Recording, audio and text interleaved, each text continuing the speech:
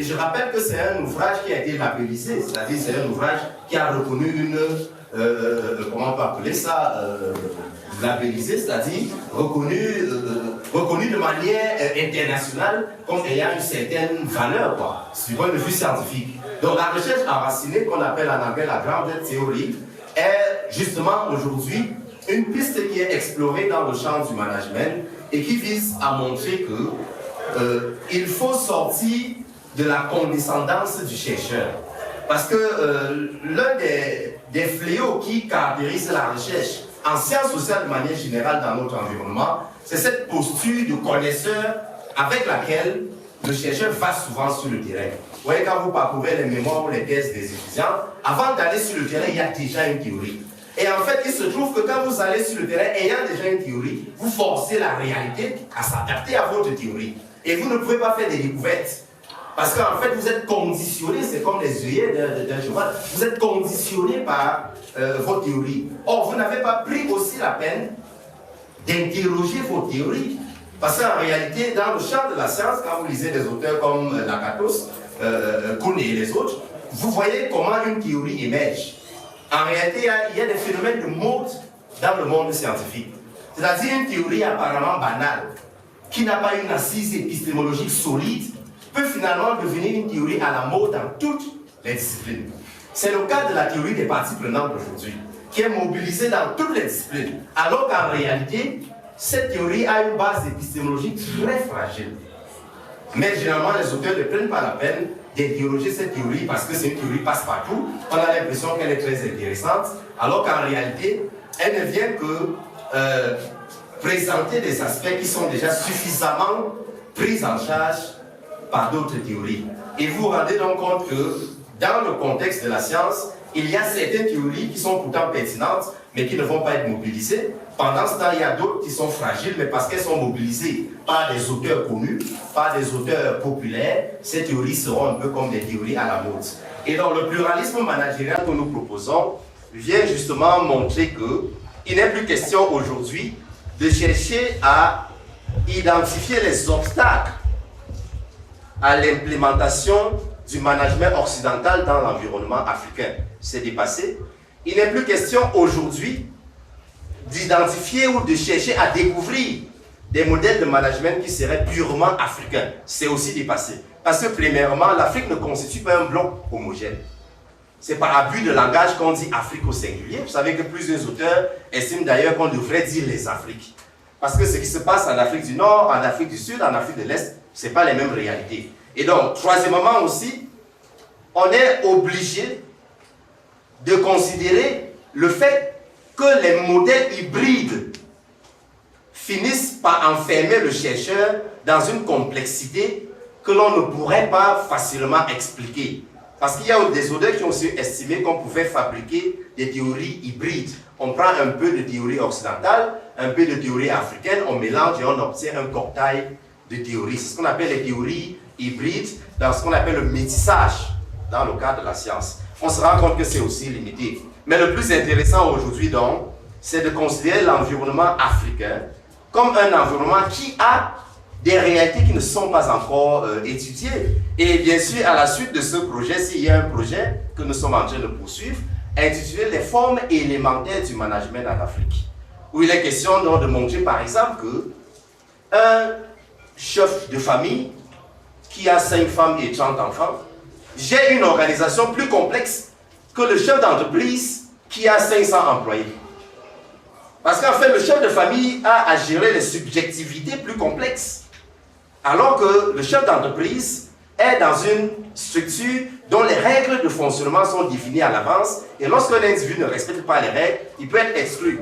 Mais vous n'allez pas exclure un membre de votre famille. Malheureusement, jusqu'à présent, très peu de travaux s'intéressent à un cas comme celui que je viens de citer.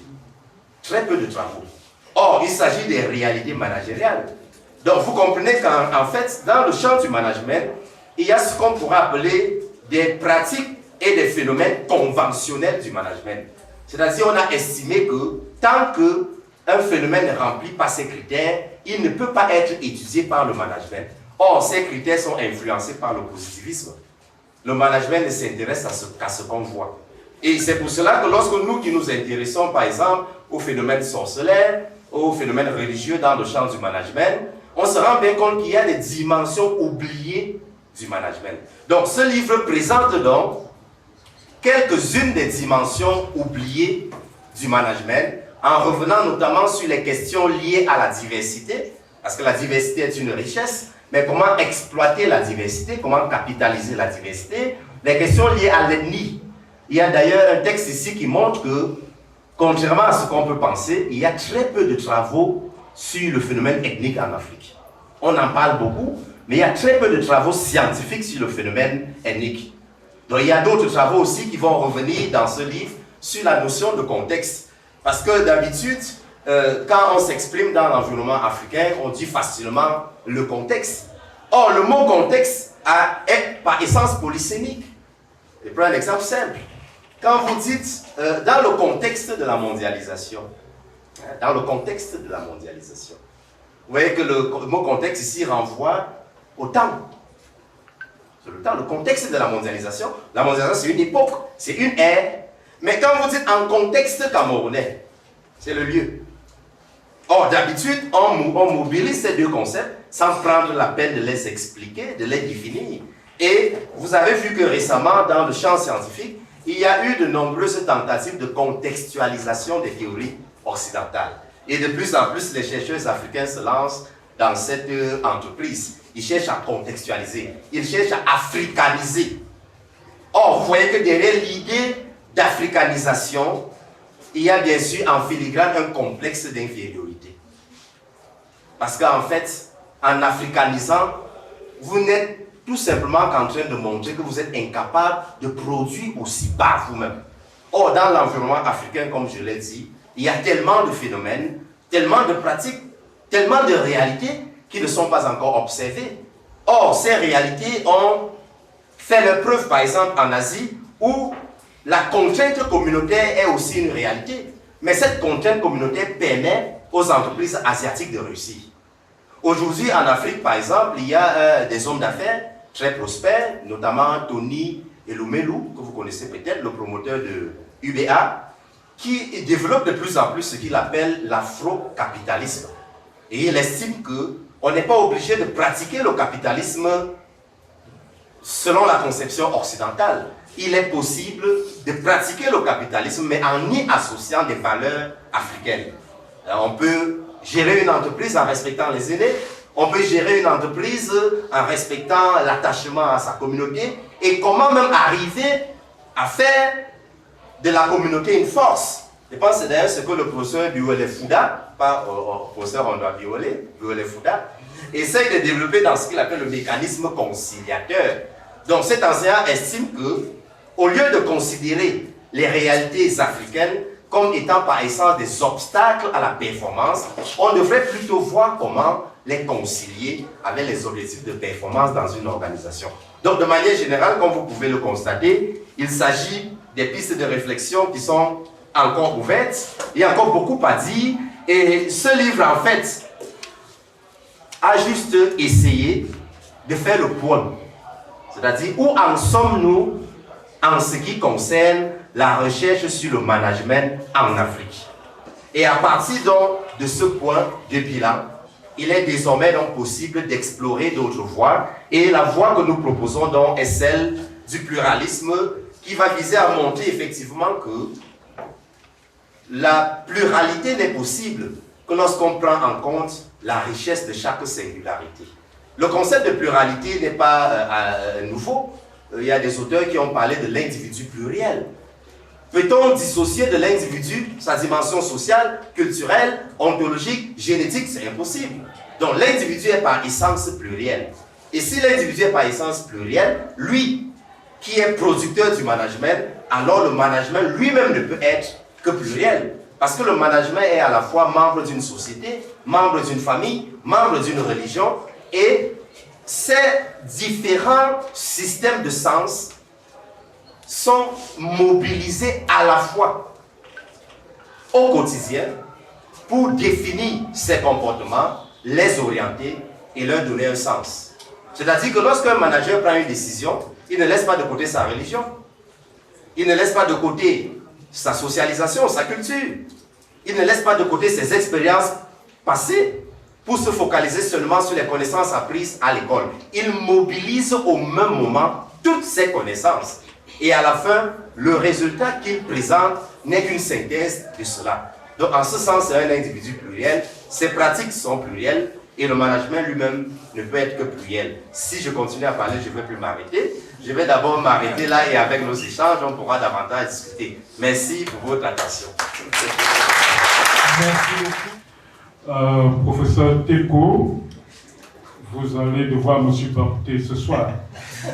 Je vais m'adresser à vous, non pas comme supérieur hiérarchique, mais comme chercheur, et donc je vais utiliser un oui. Alors je souhaite aussi la bienvenue à Viviane, qui est chez elle désormais ici. Alors, nous avons suivi tout à l'heure le disciple parler. Le disciple du professeur Camden. Il a fait une généalogie, il a fait jusqu'à l'archéologie de la pensée du professeur Camden sur le management africain.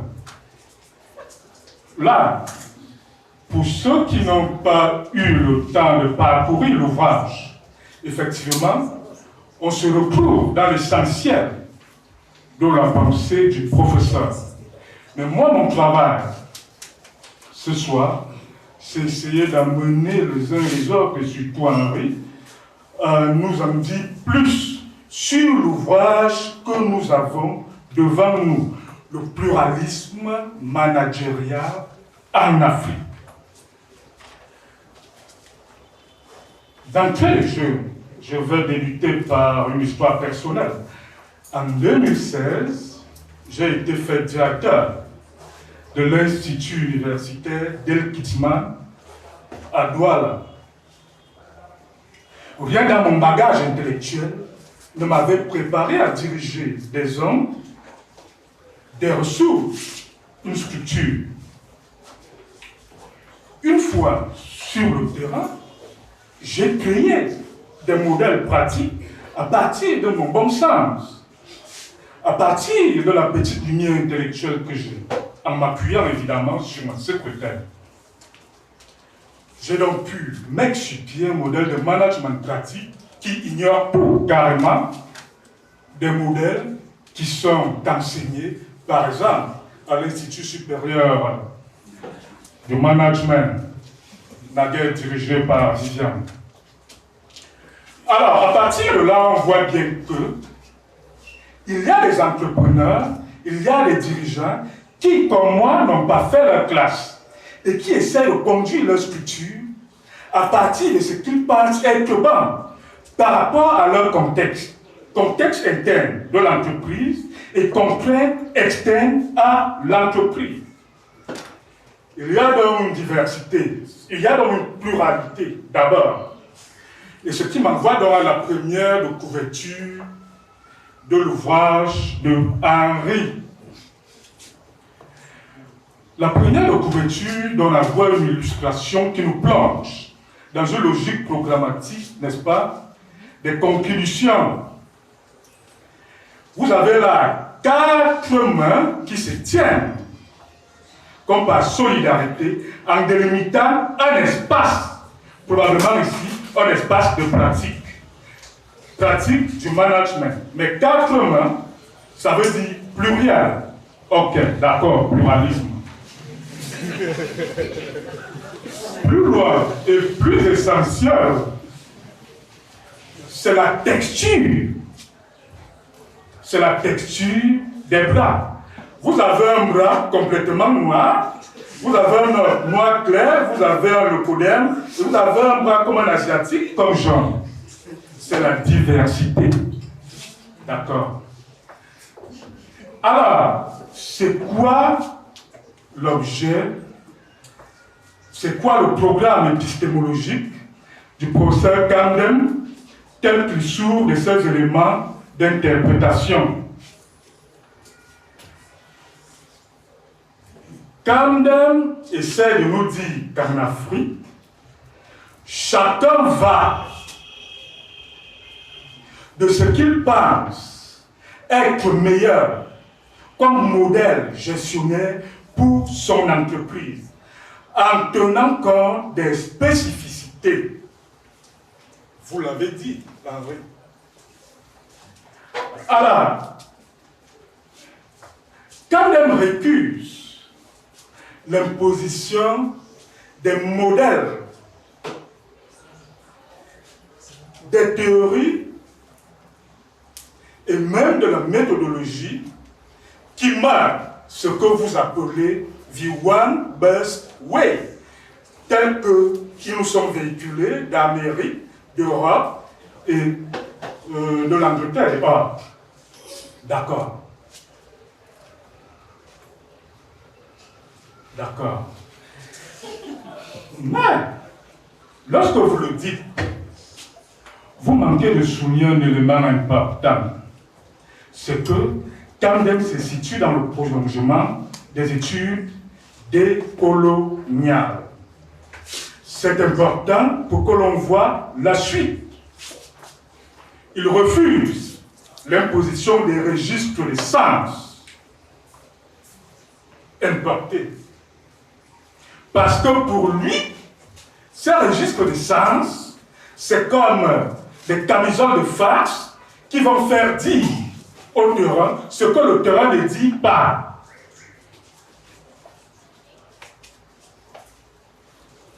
C'est d'ailleurs pourquoi, en référence à ce problème de terrain, Teco et Gabriel vont appeler Camden psychologue du travail, sociologue, anthropologue, comme pour montrer cet appel du terrain,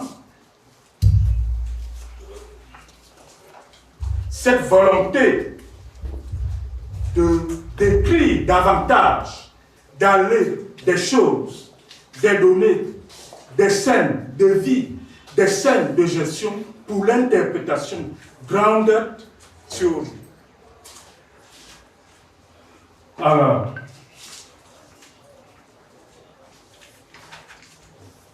je vais donc aller à l'essentiel dès à présent.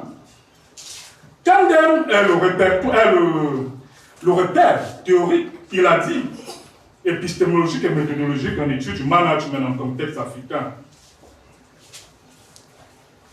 Ma première préoccupation, d'après ce que j'ai lu et d'après ce que j'ai suivi ce soir, c'est de savoir, est-ce que les espaces de pensée du management africain pensent et partent hors des modèles épistémiques du one best way?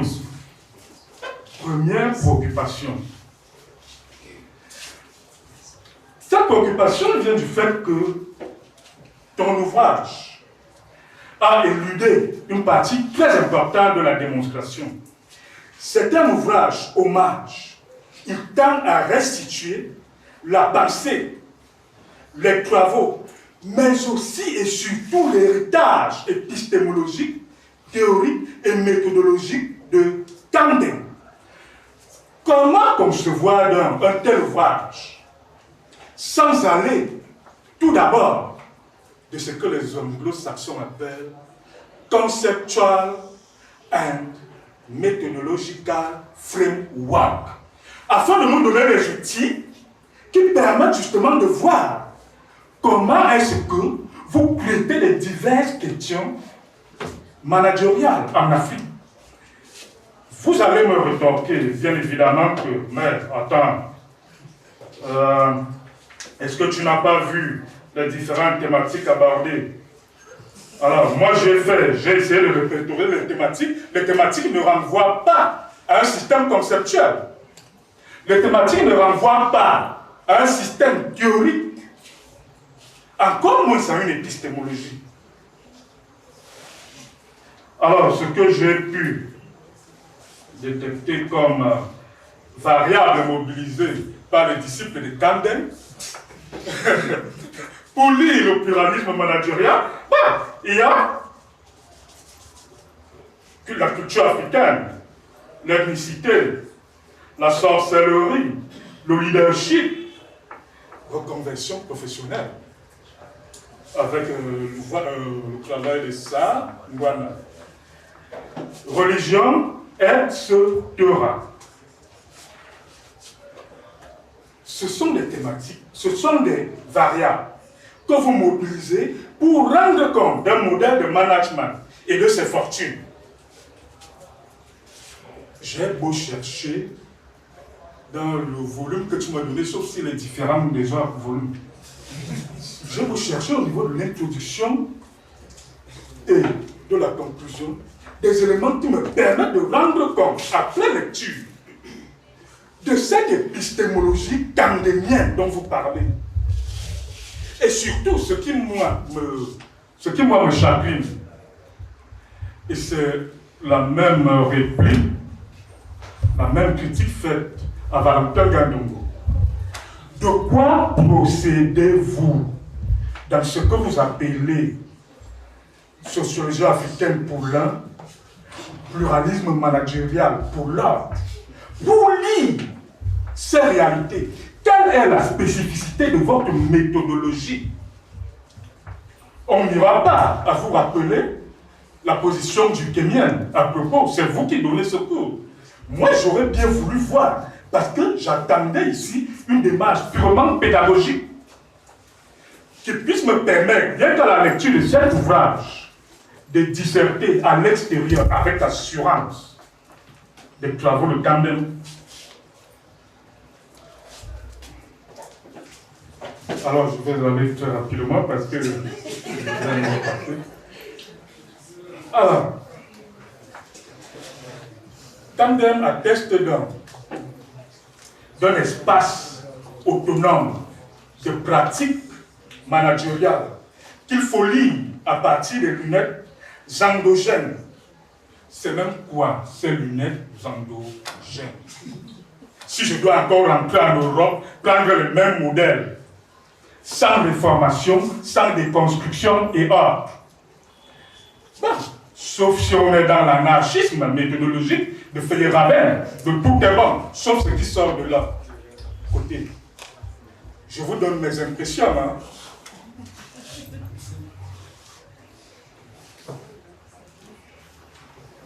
Alors, toujours les préoccupations. Quels sont les effets théoriques effectifs générés dans les travaux de Camden? Y a-t-il réappropriation ou déconstruction de l'hégémonie épistémique du One Busway américano-européen? Alors, quelle que soit la réponse, il faut qu'on nous dise comment l'on prend congé de ces modèles importés contre lesquels Jean-Marc Ayrault essayait de batailler durant toute son existence. Comment prenez-vous congé de ces modèles? Nous dire que l'espace africain est un espace divers, pluriel, en termes de politique managériale, c'est vrai, c'est bon. Mais comment étudier cela en prenant nos distances de l'héritage méthodologique, épistémologique et autres? Comment on prend congé d'une théorie? Sinon, on ne fait que décréter un fait sans toutefois le démontrer. On décrète.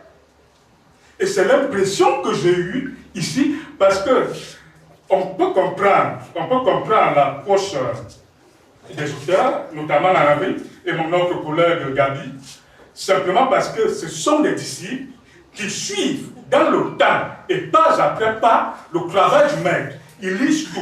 Alors, entre ce que je pense, ce que je veux dire et ce que j'écris, il y a une sorte de hiatus. Je peux donc écrire quelque chose en pensant que cela rencontre totalement de la pensée que j'ai en moi. Mais pourtant, pas du tout. Peut-être est-ce là le problème. Je vais donc finir. Il y a des éléments forts que Henri convoque dans cet ouvrage pour idéaliser pour montrer le caractère novateur de la pensée du maître. Ce faisant, il y a des éléments qui ne sont pas pris en compte. Il y a une sorte de logocentrisme autour de la notion du contexte. Justement, l'Afrique étant diverse, chaque entreprise, chaque structure doit avoir un contexte précis. Les auteurs nous disent que la perspective camdémienne est d'abord un effort contextualiste. J'ai du mal parce que depuis 2 ans, il y a comme une sorte de fièvre nouvelle vis-à-vis de cette histoire de contexte. C'est parti de Olivier de Sardane avec la revanche des contextes. Et désormais, dans tous les travaux, contexte.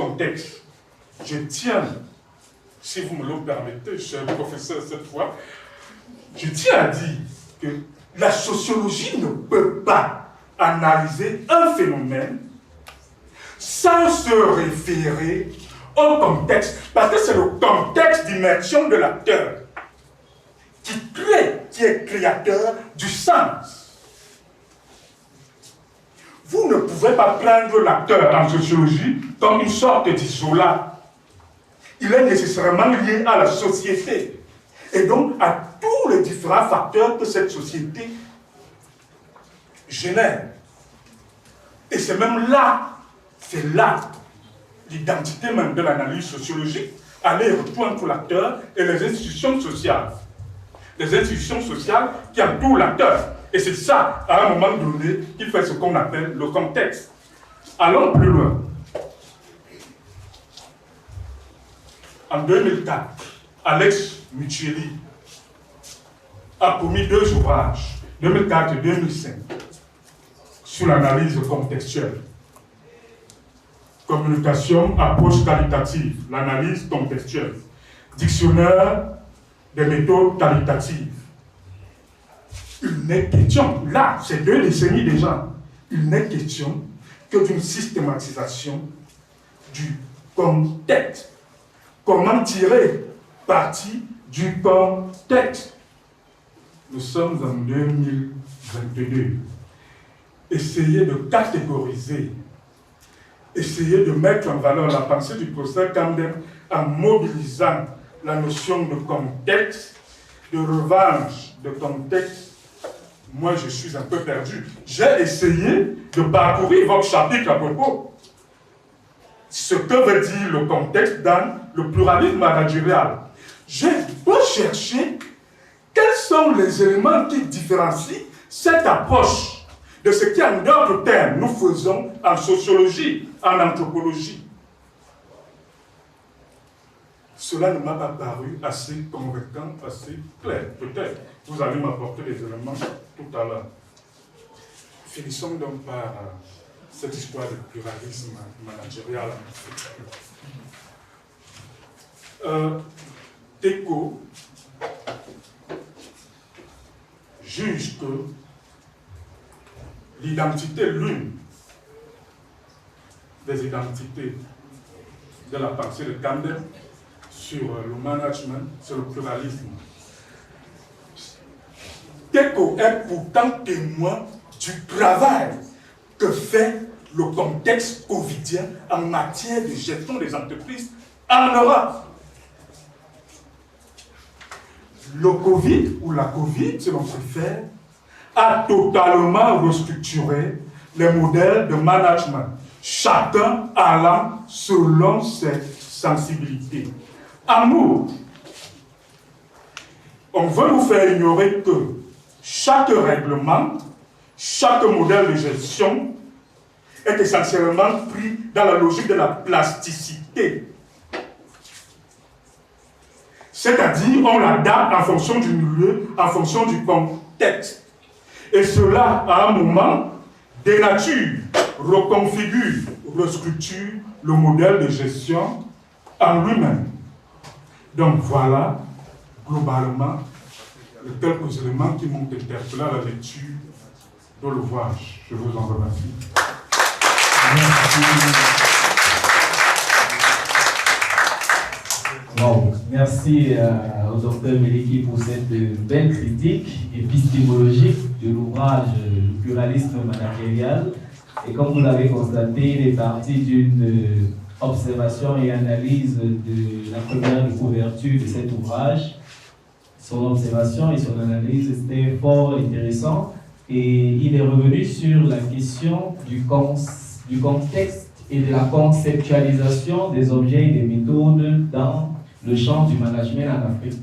Il pose les limites des thématiques qui sont abordées dans le texte en se posant la question si on parle de pluralisme managérial, est-ce qu'il y a une pluralité de méthodes? Si oui, il ne voit pas la question épistémologique abordée dans le cadre de ce travail et que les thématiques qui sont abordées dans le cadre de ce travail sont plus des variables dans la lecture, dans le positionnement en termes de management en Afrique. Donc voilà un peu la quintessence de ce qu'il ressort de cette note critique.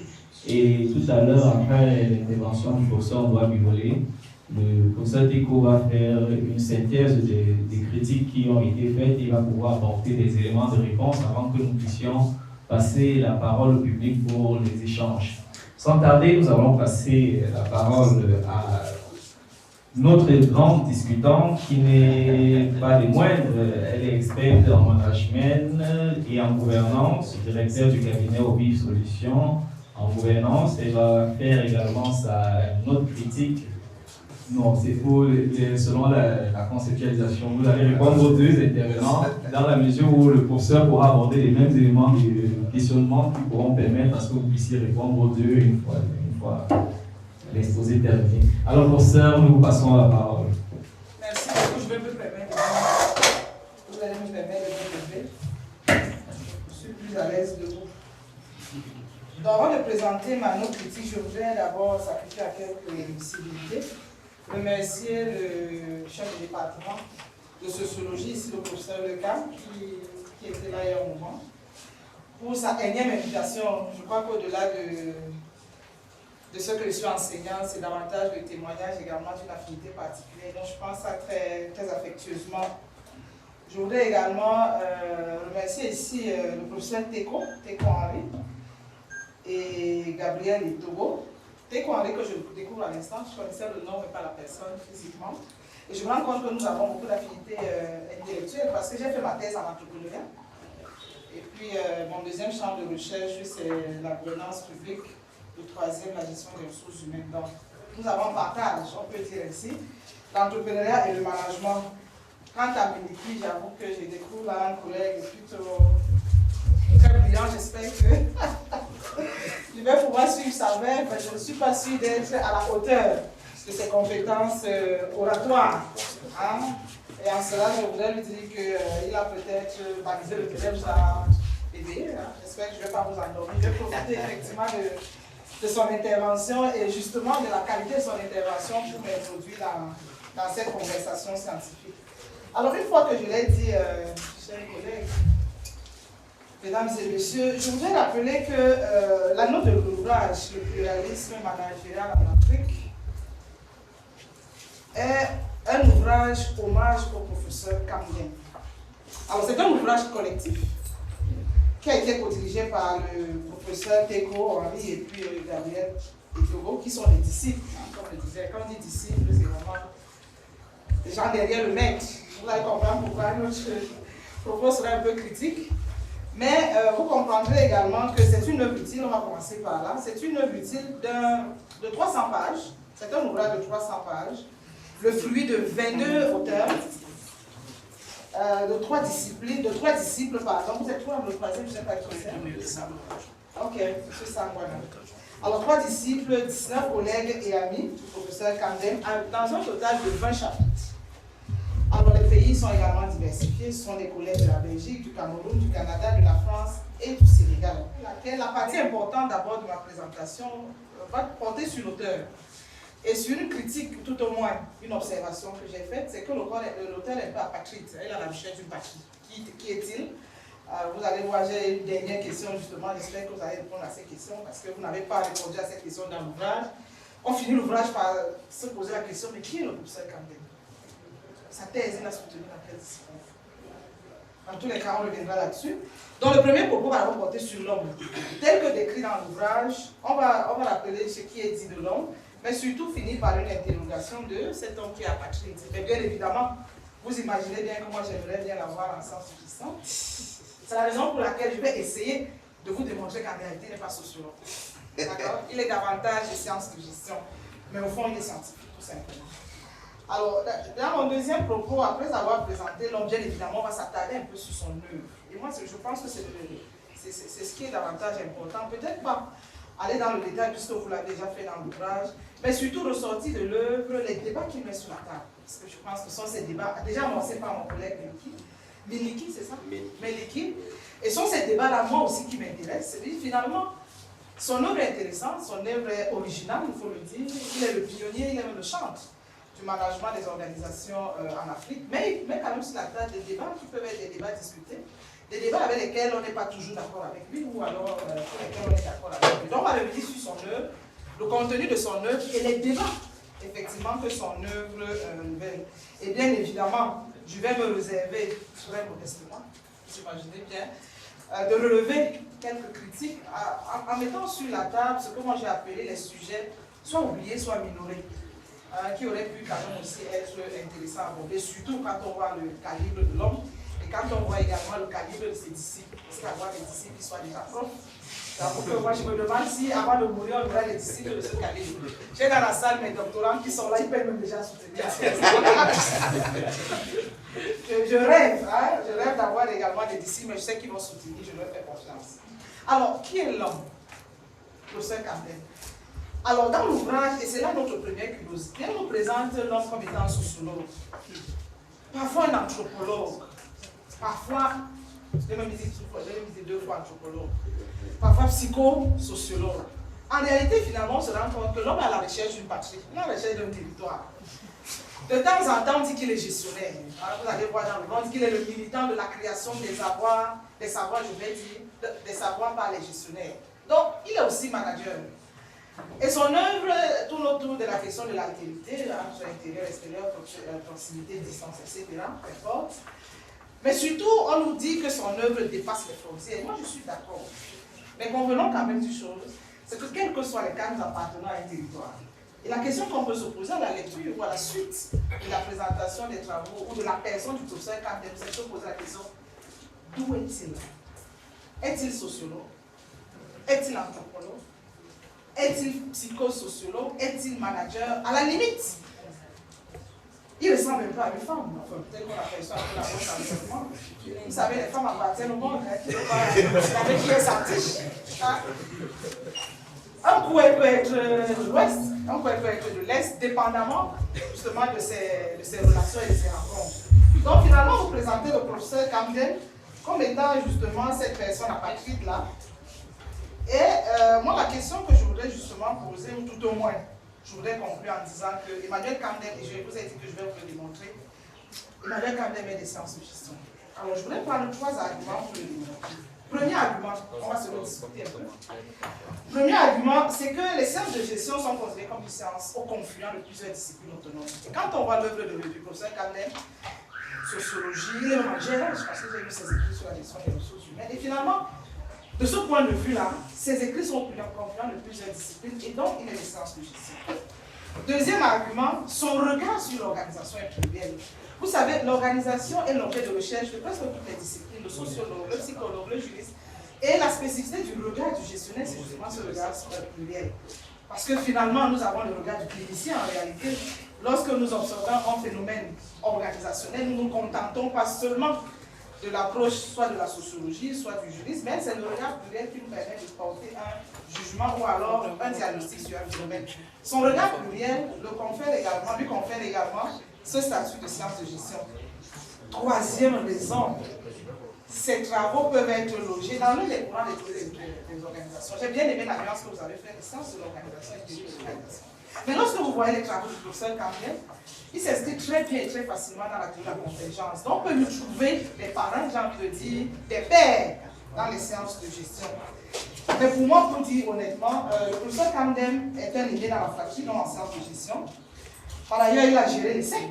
vous savez, il a été à l'ESSEC, et donc il a été au cœur des processus de la gestion, et dans son parcours professionnel, le rapproche aussi davantage, non seulement au plan théorique, parce que gérer l'ESSEC, c'est un établissement supérieur, mais aussi des praticiens. Donc, de ce point de vue, il se rapproche également des sciences de gestion. Vous savez également que le professeur Kandem a été chef de département de la gestion des ressources humaines. Donc, en tout cas, il n'y a pas de doute qu'il soit gestionnaire. Mais en fait, loin des débats des territoires, ce qu'on peut dire du professeur Kandem, c'est qu'il est scientifique. Un scientifique assez particulier, justement un scientifique qui transcende les frontières. Et c'est en cela, mesdames et messieurs, que pour moi, le professeur Kandem est un scientifique d'un genre particulier. Donc, il n'est pas gestionnaire, il n'est pas sociologue, dans tous les cas, il appartient à la science. Et je pense que c'est l'un des mérites de son travail. Et c'est la raison pour laquelle, et c'est le deuxième point en ce qui concerne l'homme, plusieurs de ses amis et de ses disciples lui trouvent des qualités humaines, bien évidemment incontestables. Monsieur Ayama Poté dit par exemple de l'auteur, du professeur, qu'il est non passionné des questions humaines et sociales, ancrées dans les réalités africaines. Oui, il est passionné, mais c'est un humain aussi, il a des émotions. Donc on nous dit de cela trop. Mais dans tous les cas, il est passionné de sa matière. Nous avons Rémi quoi que non, qui nous dit qu'il a des valeurs d'humanisme, de rigueur et de persévérance. Il est également présenté comme une personnalité généreuse. Et à la page 19, justement, c'est Annie Colette qui nous le dit. Je voudrais témoigner en ce qui concerne la générosité, je voudrais témoigner effectivement de ce côté généreux, parce que ma contribution dans son ouvrage sur le management raciné a été une contribution un peu fortuite. On était à un colloque au CRADAT, organisé par l'Institut international de l'audit social. Moi, j'ai fait une présentation et il m'a dit, est-ce que vous pouvez m'envoyer un chapitre dans la semaine qui suit pour que je l'intègre dans mon ouvrage, parce que votre présentation me plaît. Pour un scientifique de son niveau, pour moi, c'était un privilège. Je suis allé en laboratoire, je lui ai donné le chapitre, et le chapitre a été publié. Donc, c'est un homme généreux, scientifiquement généreux, j'imagine financièrement généreux aussi, et affectivement généreux. Mais j'imagine qu'il reste aussi très fidèle. Alors, donc, sa générosité a des limites. Pour l'instant, on attend de la générosité scientifique. Alors, la préface de l'ouvrage nous accueille justement avec la présentation du professeur Kandem, l'un des fondateurs justement du management des sciences, du management de l'organisation africaine. Voilà l'homme, un peu apatride, mais dans tous les cas un homme de science. Voilà l'homme généreux, l'homme passionné, l'homme humaniste, dans tous les cas, toutes les qualités que vous pouvez imaginer. J'ai envie de vous dire qu'en réalité, c'est un homme, ce n'est pas une femme. D'accord? Et comme tel, il a également ses caractéristiques. Mais ce qui va nous intéresser davantage, comme vous le savez, en recherche, on n'est ni homme ni femme, on est simplement un scientifique. Et je vais donc m'intéresser justement à la pensée du professeur Kandem, non plus comme un homme ou une femme, non plus dans ses caractères ou ses caractéristiques de générosité, mais davantage dans sa contribution scientifique. Et je pense que c'est en cela que les critiques de mon collègue Meliki vont rejoindre un peu les miens, et vous allez permettre, avant de poser quelques éléments de critique, de magnifier quand même l'individu, parce que personne d'entre nous s'ignore le professeur Kandem. Nous l'avons connu de nom et parfois de près. 35 ans, 32 ans au service de la science au Cameroun. Je ne pense pas qu'il y ait un enseignant, soit de sociologie, si on veut le discuter, soit d'anthropologie, des sciences de gestion qui ignore le professeur Kandem. Mais allons au fond de sa pensée. Le nom Kandem Emmanuel est inséparable du projet scientifique du management des organisations africaines. Tout le monde le sait. Je crois que de ce point de vue, il n'y a pas de débat. En 2002, vous avez rappelé sa production qui a fait l'objet d'une grande médiatisation dans le milieu. Le management et interculturalité en Afrique, expérience camerounaise. Alors, ces travaux portent sur l'entrepreneuriat, le management et dans ses apports dans le temps, dans ses apports à la culture, à la religion, on va revenir là-dessus. Je voudrais qu'on projette effectivement, il y a une tête qui nous fait...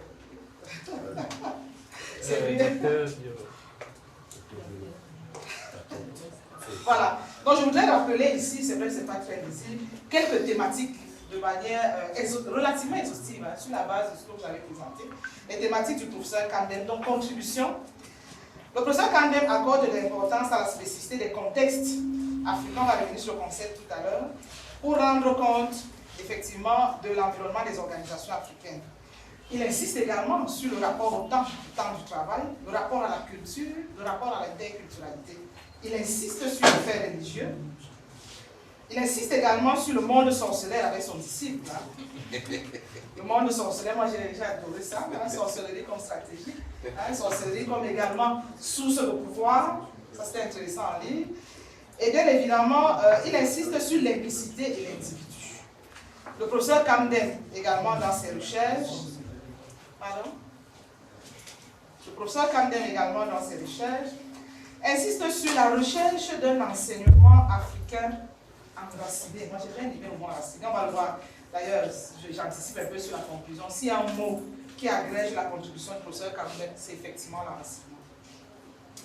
Alors il insiste sur les singularités. Moi j'ai bien aimé cette différence. Je crois qu'il faut retenir cette différence entre singularité et spécificité. Son choix est fait sur la singularité, ce n'est pas la spécificité qui va nous enfermer en réalité dans une sorte de confinement qui exclut les autres, mais c'est davantage la singularité qui nous permet d'avoir une identité dans cet espace de savoir. Il insiste également sur toutes ces préoccupations de temporalité. Il rejette, vous imaginez bien, l'afro-pessimisme. Et pour lui, l'organisation au confluent, tout au moins au croisement des communautés domestiques et des communautés productives, dont il y a ce qu'on appelle, bien que contesté par l'un des auteurs que j'ai adoré, le moderne et le traditionnel. Pour lui, il n'y a pas de moderne, il n'y a pas de traditionnel.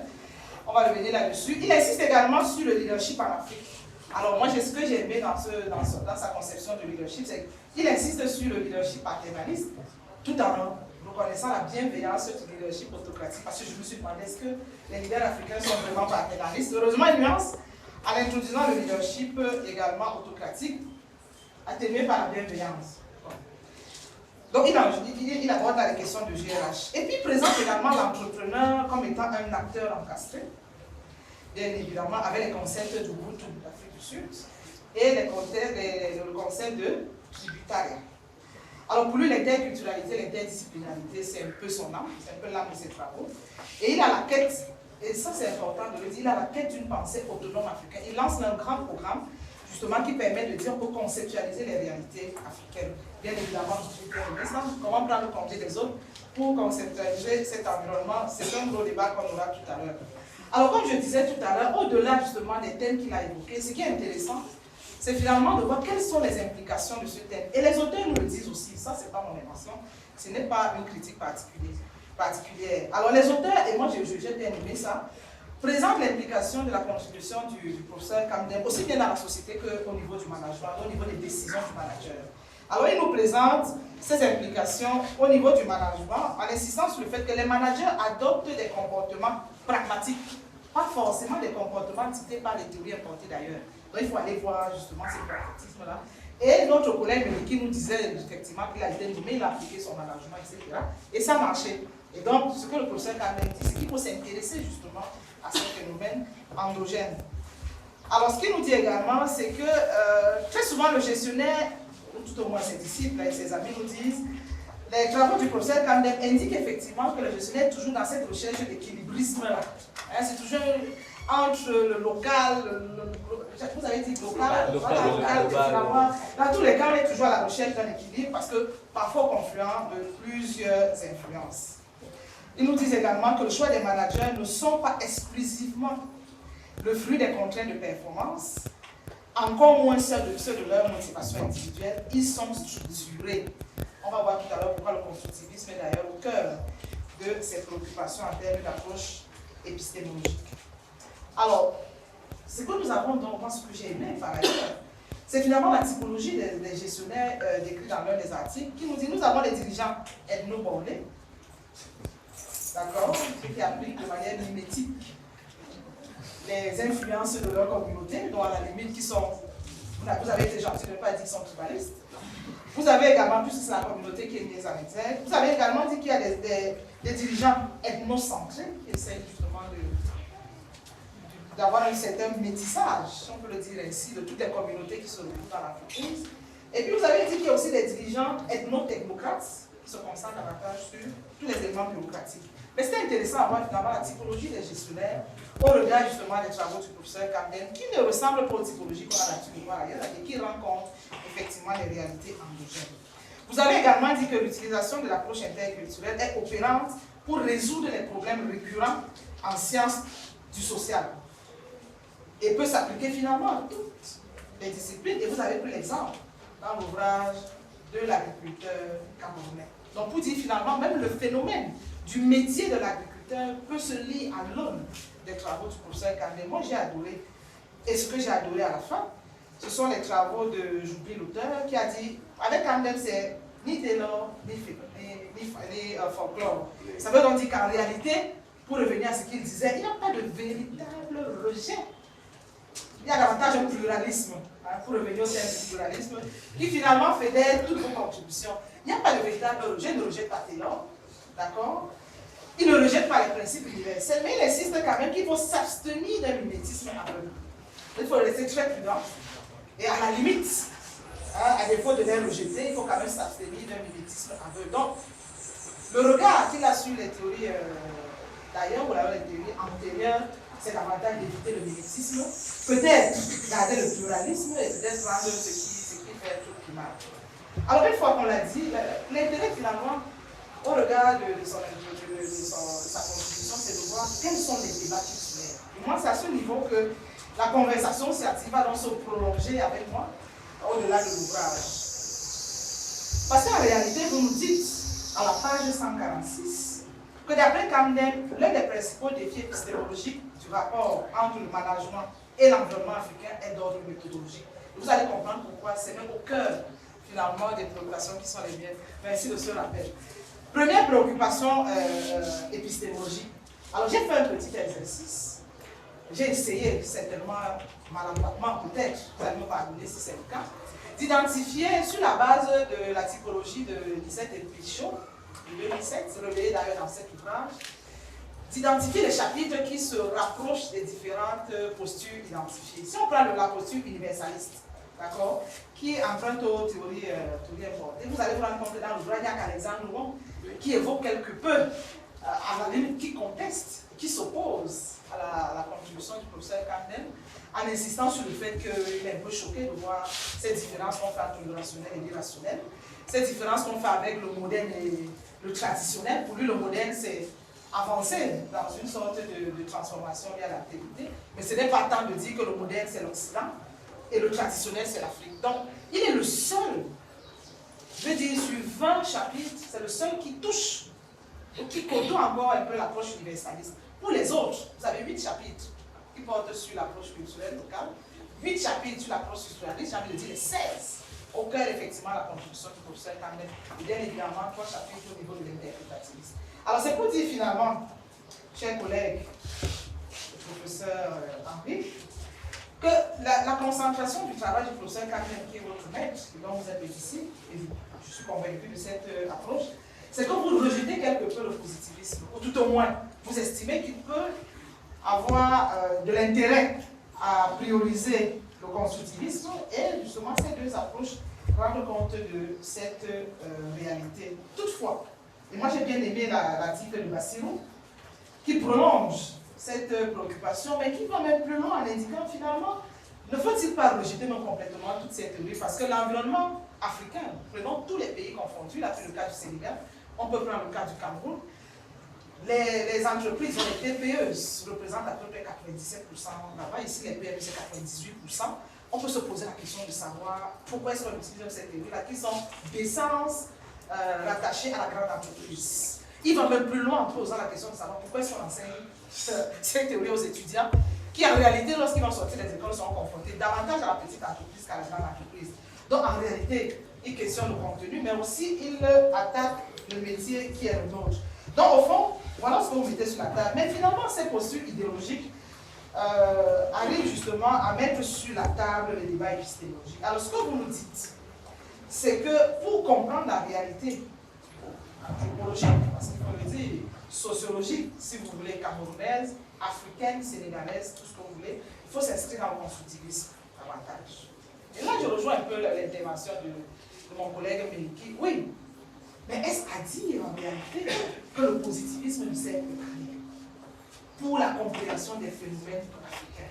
Est-ce à dire, pour revenir au contexte, et vous avez fait la nuance, je crois que c'est votre chapitre d'ailleurs sur le contexte, est-ce à dire finalement que la dilution de nos problématiques, ou alors de l'humain en tant qu'humain, ne pourrait pas également être une préoccupation des sciences du social?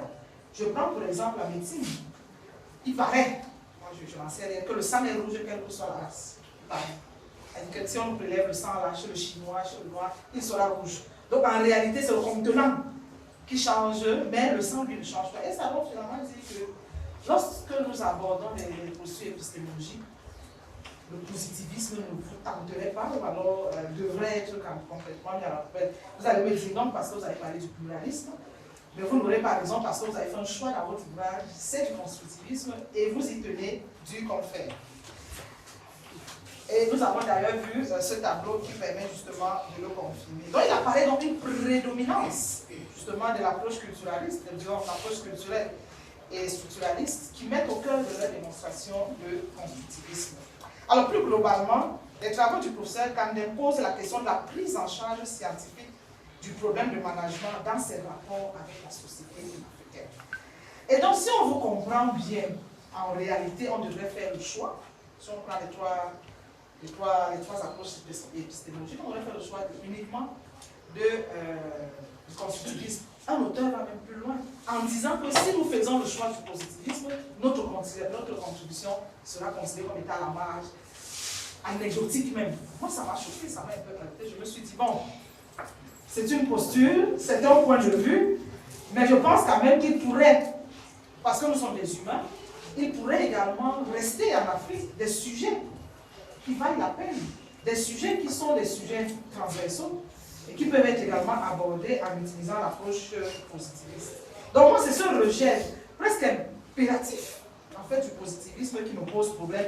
Non pas pour dire que l'approche constructivisme que vous demandez de convoquer n'est pas réelle, mais c'est davantage ce rejet-là. Et donc finalement, vous mettez au cœur de votre défense le contexte. Et moi, j'ai la chance de vous avoir en face.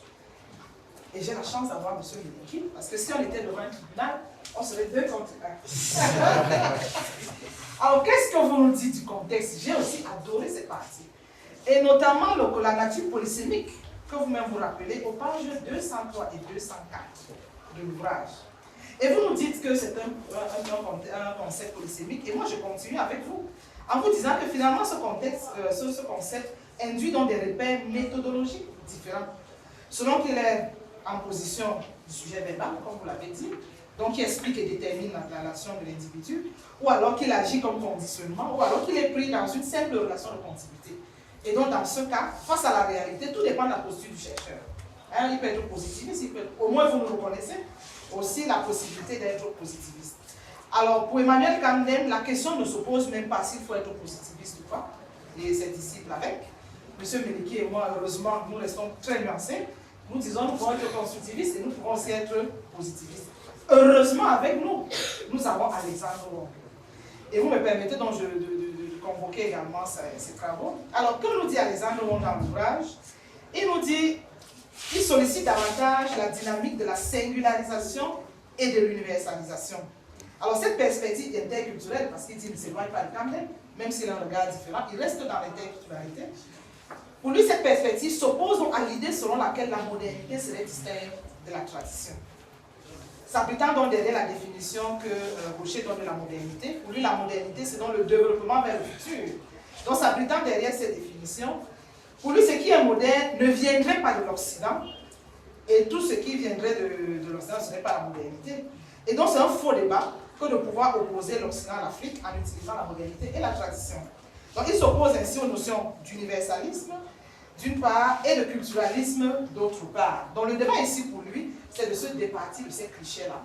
Et pour lui, dans la mondialisation, il faudrait plutôt s'intéresser à la singularisation, parce qu'il estime que la mondialisation peut se singulariser, comme le cas des multinationales qui s'installent en Afrique, et comme l'Afrique peut également se mondialiser. Donc, c'est une interpénétration. Et il reste dans la pensée du professeur Camden. Alors finalement, l'hommage rendu au professeur Camden a une conséquence importante dans les choix épistémologiques et méthodologiques des recherches en sciences sociales. Je pense qu'on ne l'a peut-être pas suffisamment mis en exergue dans l'ouvrage, on l'a mis quand même, même s'il n'y a pas un chapitre qui portait essentiellement sur l'épistémologie. L'un de ses héritages, c'est justement la concentration autour du constructivisme. On pourrait également être intéressé de savoir de quel constructivisme le constructivisme pense-t-il. Est-ce celui qui est aussi importé d'ailleurs, ou alors il nous aura construit hein, à nous, notre constructivisme lié aux sociétés africaines. Parce que s'il dit simplement le constructivisme est avec vous, sans nous dire que ce constructivisme-là n'est pas celui importé d'ailleurs, on reste toujours dans la même logique de l'importation des outils, on n'est pas sorti de l'auberge. Peu importe, c'est un héritage qui nous reste. Et finalement, il sonne, ce constructivisme-là, ou cette orientation, sonne comme un plaidoyer visant à éviter de reproduire par mimétisme les modèles occidentaux et de donner finalement la possibilité aux terrains africains de dévoiler toute leur richesse. Donc, dans ce contexte, enseignants et doctorants sont interpellés aussi bien dans le choix des sujets traités, parce qu'il insiste là-dessus, les sujets traités. On a des sujets à motivation chez nous, hein, déjà suffisamment rodés ailleurs, ou alors qui peuvent être recyclés, et aussi les méthodologies à mobiliser. Donc il apparaît que si le positivisme peut dans ce contexte aider à faire évoluer la connaissance, mais cette fois-ci de manière très marginale, il serait bon de s'inscrire dans le constructivisme. Que ce soit le professeur Henri ou alors le professeur Fouda Bibolé, qui endoctrine de plus en plus les doctorants, ce soit de dire quelle est l'originalité, quel est l'aspect original, quel est l'aspect anthropologique. Je crois que les étudiants qui sont dans la salle l'ont déjà entendu. Et c'est un héritage de leur maître, de notre maître, on pourrait dire ici. Et vous allez me permettre donc justement de conclure mon propos sur une note beaucoup plus révisante. Mais avant de conclure, j'ai failli même oublier, de présenter justement quelques regrets. Quelques regrets, justement, des sujets que je considère comme ignorés ou minorés, pour des raisons d'intérêt personnel. C'est que nulle part l'ouvrage n'aborde le management des organisations publiques africaines. Quand on sait que les organisations publiques sont le siège, j'ai envie de dire, de l'importation des outils d'ailleurs. Donc, ça aurait été une curiosité peut-être intéressante de voir, au-delà de l'entreprise privée qui fait l'objet de grands développements dans l'ouvrage, de voir également ce que vous dites des organisations publiques africaines.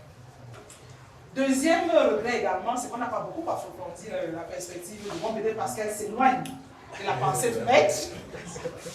Cet ouvrage, ce chapitre, comme un autre, ils sont deux comme ça, il n'y a que 3 pages. Je ne sais pas ce qui pourrait justifier ça, mais moi j'étais très curieuse de voir également ce concept approfondi. Donc ce sont les 2 regrets que moi je peux relever, mais je voudrais conclure en disant que pour moi, dans tous les cas, c'est un ouvrage d'une densité incomparable. C'est un ouvrage également, je peux dire pionnier, hein. J'ai lu également la théorie des organisations africaines. C'est un ouvrage qui s'inscrit dans cette lancée-là. Et ce qu'on peut dire finalement, je complète mon propos en reconnaissant que le professeur Kamdem a fait le tour de la question du management des organisations africaines.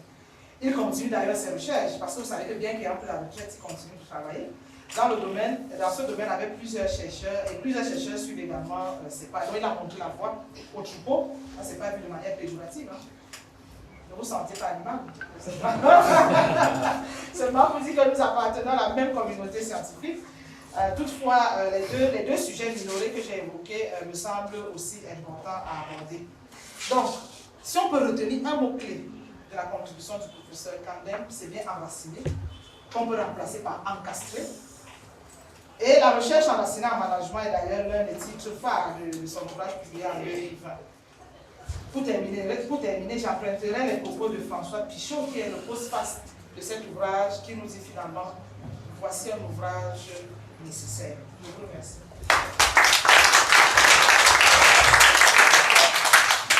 Voilà, nous remercions également le professeur pour cette belle note de lecture que nous avons écoutée.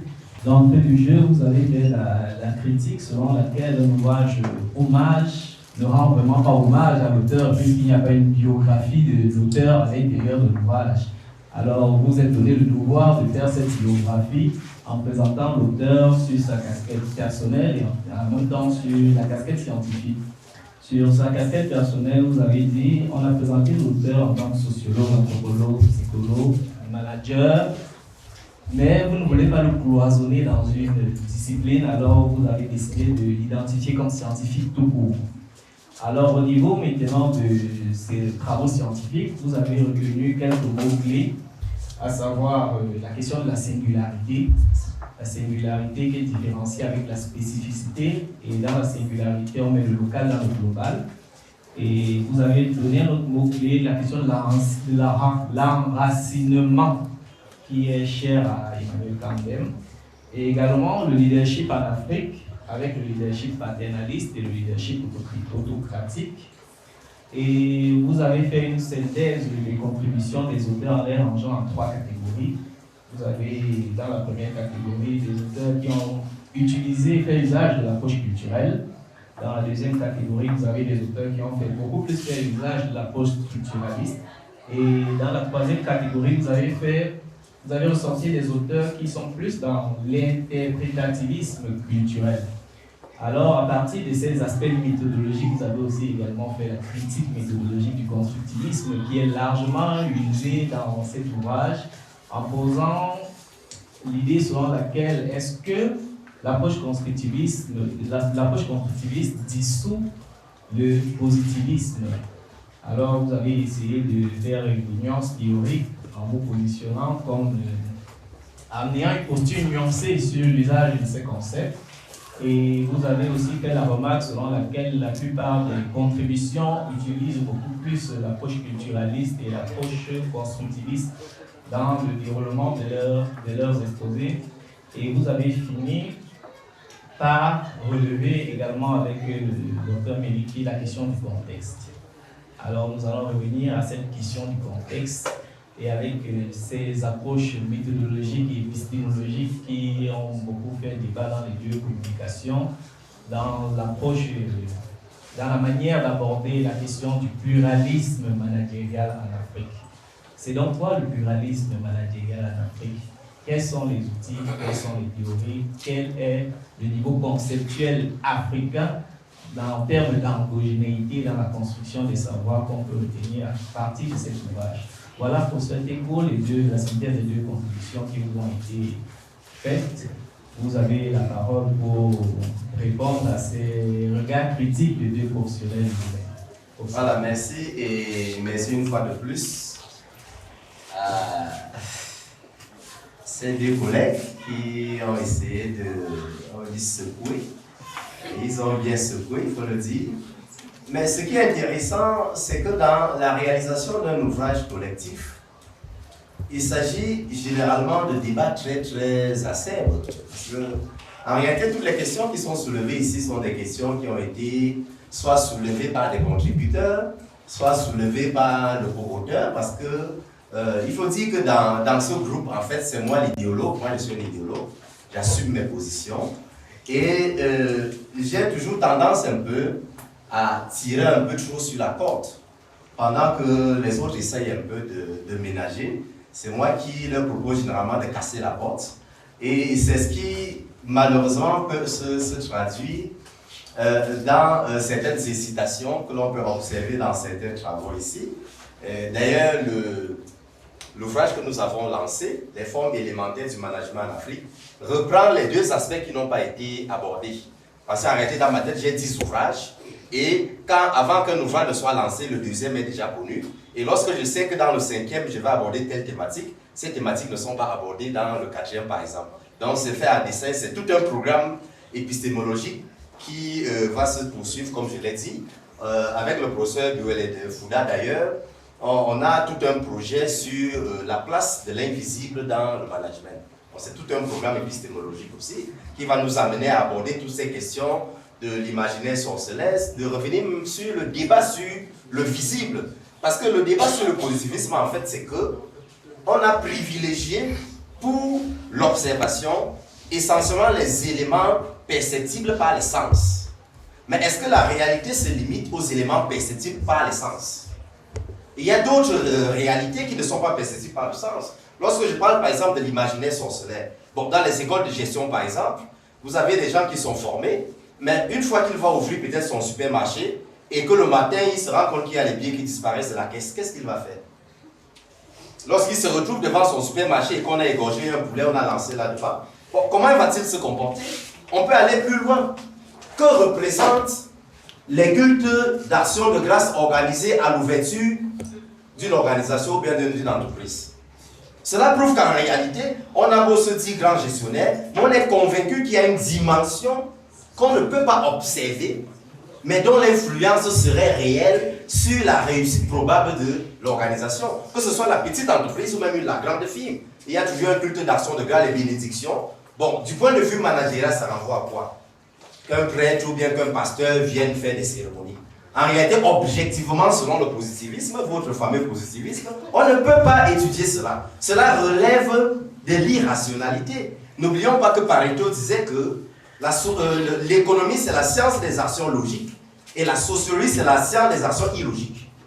Le sociologue, il n'étudie que ce qui échappe à l'observation, disons, des sens ou à l'observation objective. Même si par ailleurs, Bourdieu va tenter ce qu'il appelle l'objectivation. Mais en réalité, il y a des éléments que l'on décide de ne pas voir. Pourtant, ces éléments existent. Comment donc continuer à considérer l'organisation comme une réalité essentiellement composée d'éléments visibles? Lorsque Chanla a publié un ouvrage intitulé L'individu, la dimension oubliée de l'organisation. Parce que justement, on a étudié l'organisation en oubliant l'individu. Vous savez que ce n'est que récemment qu'on a commencé à prendre encore les sentiments d'un individu avec le mouvement des relations humaines. On considérait l'employeur comme un automate qui se contente d'exécuter les tâches. Parce qu'on estimait que les sentiments, on ne les voit pas. La motivation, on ne peut pas l'apporter de manière subjective. On ne pouvait l'apporter de manière objective que par le salaire. Or, est-ce que le salaire est la principale source de motivation d'un employé? Et donc, nous estimons qu'il faut sortir du carcan du positivisme pour dire, en fait, nous sommes un peu plus proches de la pensée d'Edgar Morin. Edgar Morin, qui, dans son paradigme de la complexité, estime qu'il faut sortir de la notion même de spécificité pour aborder la notion de singularité, justement, que nous abordons dans le cadre de cet ouvrage. Donc, il ne s'agit pas d'être contre le positivisme, mais de rappeler que le positivisme est né dans un contexte donné pour résoudre des problèmes à un moment donné. Le positivisme est né dans un contexte où la science doit s'affranchir de ce que les Bachelard, les Comte appelaient l'état métaphysique, l'état théologique. Il fallait s'affranchir de toutes ces considérations pour poser les bases d'une analyse objective et froide de la réalité. Mais doit-on pousser la froideur jusqu'au bout? Parce qu'aujourd'hui, lorsqu'on a vu les scandales de France Télécom, où il y a eu des taux de suicide très élevés, on s'est rendu compte que le management a échoué. Et aujourd'hui, malheureusement, on est obligé de critiquer le management dans son essence. Je fais partie de ce courant, les critiques en management studies, les études critiques en management. Parce qu'on estime que le management ne produit que des zombies, tout simplement. On vous prend, on vous presse, lorsqu'on n'a plus besoin de vous, on vous jette. Et c'est pour cela qu'aujourd'hui, les études sur le management vont puiser dans la religion pour rendre le management bienveillant, vont donc puiser en Afrique. Parce qu'en Afrique, on estime qu'il y a des valeurs comme le Ubuntu, des valeurs traditionnelles qui pourraient donner un caractère plus humain au management. Donc il ne s'agit pas pour nous de rejeter la tendance universelle, pas du tout. Pas du tout. C'est d'ailleurs le reproche qui est généralement fait au professeur Emmanuel Camden. Certains estiment qu'il ne pousse pas la rupture jusqu'au bout. Donc là, je vous le concède, vous avez raison. Donc c'est moi qui essaye de pousser la rupture jusqu'au bout. Parce que si lui, il est partisan de l'interculturalité, moi, je suis partisan de la transculturalité. Donc chaque fois, il essaye, lorsque nous publions un papier, de rester dans les marges, pendant que moi, je cherche à tirer un peu dans les extrêmes. Donc c'est un peu ça la nuance. Et donc pour rappeler qu'en fait, il ne s'agit pas ici forcément de reprendre la pensée de l'auteur. Le prof Camden n'a jamais parlé de pluralisme, en réalité. C'est nous qui estimons qu'à partir de l'analyse de ces travaux, on peut dégager une tendance générale qui serait le pluralisme. Mais il ne s'agit bien sûr pas de reprendre de manière mimétique sa pensée. Parce que même l'article du docteur Itogo sur le leadership est une critique même de la pensée du professeur Emmanuel Camden. Donc chaque fois dans ces travaux, il y a un dépassement. Exactement. Donc en réalité, il ne s'agissait pas de faire un ouvrage hommage au sens classique du terme. C'est pour cela que ce n'est pas la photo du concerné qui est sur la couverture. C'est pour cela qu'il y a un chapitre consacré à sa biographie. En réalité, c'est un ouvrage collectif qui a été lancé et entre parenthèses, la peine n'a pas été rendue publique. Est-ce qu'on se comprend? Donc ce sont des personnes qui ont été sélectionnées, qui ont proposé des papiers. Donc la peine n'a pas été rendue publique et on a choisi quelques personnes qui maîtrisaient sa pensée et qui pouvaient donc apporter des contributions. Et là, vous retrouvez, lorsqu'on parle de quelqu'un comme Michel Kalika, pour ceux qui le connaissent, c'est l'une des références de la méthode en sciences de gestion. C'est lui la référence. Tous les autres Pesqueux, que vous connaissez certainement, ce sont des références dans le domaine du management. Et pour dire qu'en réalité, ce qui est présenté ici, comme le prof l'a dit, c'est plus les pistes qui sont ouvertes. Il ne s'agit pas de célébrer le prof, dit qu'il est beau, il est ceci, ça ne nous intéresse pas, mais c'est de montrer qu'à partir de ce qu'il a fait, on peut explorer d'autres pistes. Et donc, en ce qui concerne la difficulté à cerner sa patrie, il faut dire que c'est ça, en fait, le scientifique. Karl Marx, est-il sociologue, historien ou bien, je ne sais pas, Karl Marx, c'est de quelle discipline? Les philosophes disent que c'est notre auteur. Les sociologues disent que non, c'est notre auteur. Tout le monde dit que Karl Marx nous appartient. Parce que justement, quand vous avez développé une pensée qui transcende les frontières, vous arrivez finalement à comprendre que, comme le dit Edgar Morin, la science est une. C'est ça le paradigme de la complexité. C'est vrai que le professeur Emmanuel Kandem est sociologue, HDR. C'est le premier Camerounais à avoir une HDR. C'est le premier professeur titulaire de sociologie en Afrique, on doit le savoir. Et donc, il est sociologue, mais son background lui permet donc de développer, parce qu'en réalité, il avait fait une thèse en psychologie du travail sur le temps. Voilà, sur le temps. Et d'ailleurs, j'ai repris dans un autre article cette théorie-là sur le temps, notamment en parlant de la fin du mois et le comportement bancaire des fonctionnaires au Cameroun. Donc, pour dire qu'en fait, il y a une pluralité de problématiques qui peuvent être explorées. Et le plus important, c'est de comprendre que l'interdisciplinarité demande de prendre dans chaque discipline donnée ce qui peut permettre de rendre compte de la réalité. Parce que quoi qu'on dise, quelle que soit l'approche méthodologique qu'on peut adopter, quel que soit le paradigme qu'on peut adopter, l'essentiel c'est de rendre compte de la réalité.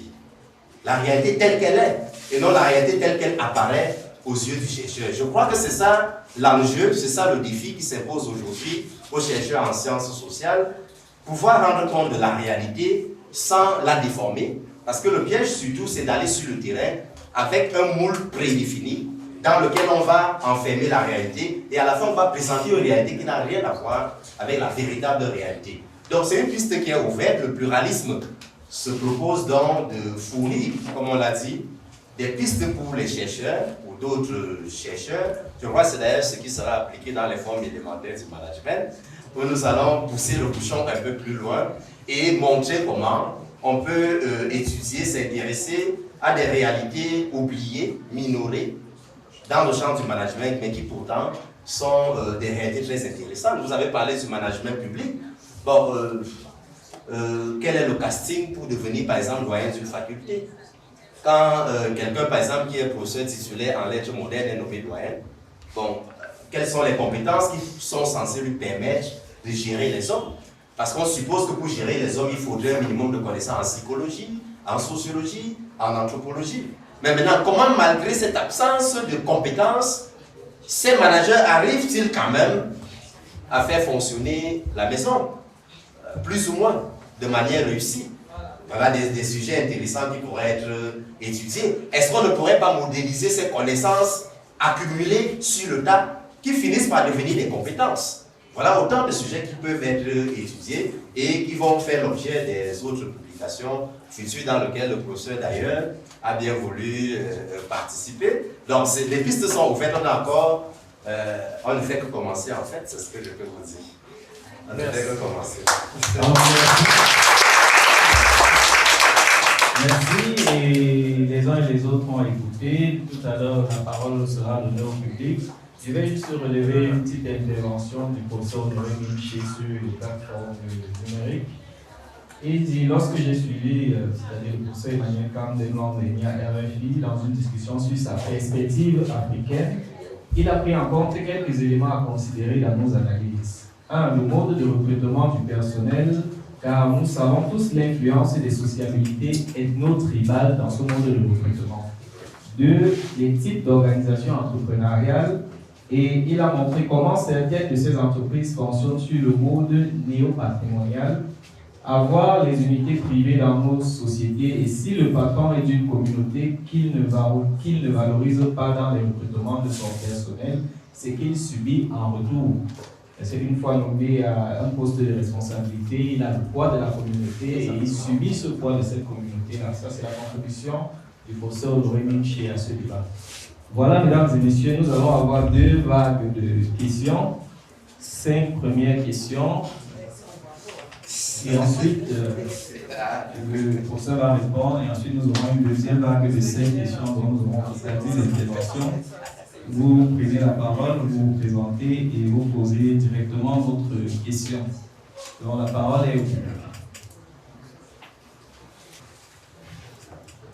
Bonsoir à tout le monde. Merci au professeur d'avoir brièvement présenté votre ouvrage. Tout à l'heure, vous avez évoqué le concept de Ubuntu. Raison pour laquelle donc, je voudrais vous poser une question à la suite de ce concept. Je voudrais simplement savoir dans quelle mesure la vision Ubuntu permet-elle contribuer donc, à la performance même des entreprises en Afrique. Parce que c'est Ubuntu, c'est aussi une vision et en tant que telle, comment permettre la performance alors que en pratique l'entreprise c'est qu'il cherche le profit. Or Ubuntu, sa définition je suis parce que nous sommes. Alors comment cette vision permet-elle de contribuer à la performance des entreprises en l'entreprise?